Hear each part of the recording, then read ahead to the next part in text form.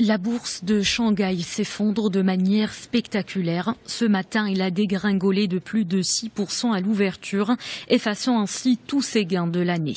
Hier, elle a terminé sur une chute de 8,49%, sa plus faible baisse journalière depuis plus de 8 ans. Depuis la mi-juin, les marchés chinois trébuchent après une croissance de 150% en un an.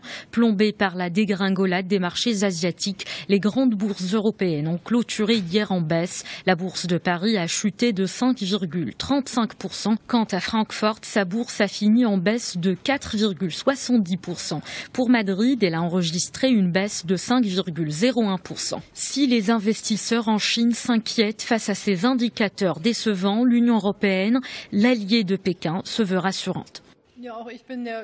Je suis convaincue que la Chine ne ménagera aucun effort pour stabiliser sa situation économique. La Chine est un grand partenaire de l'Union européenne. Nous tenons à vous informer que nous sommes en contact avec les autorités chinoises. La déroute en Asie s'est propagée en Europe, puis à Wall Street, qui a clôturé hier nettement dans le rouge.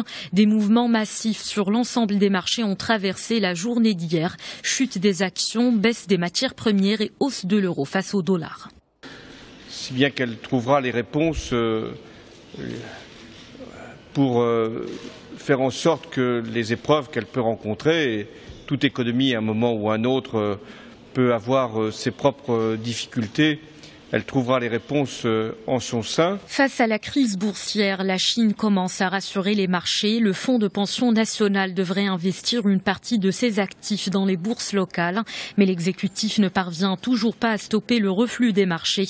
La croissance chinoise était de 7,4% pour les 2 trimestres de 2015. La dévaluation du yuan chinois pour relancer les exportations et l'économie nationale a été vaine. Selon certains experts, le ralentissement de l'économie chinoise n'est pas une nouveauté, mais les autorités sont appelées à gérer la mutation de l'économie nationale. Le monde ne se dirige pas donc vers la récession à cause de Pékin, le second importateur mondial des matières premières.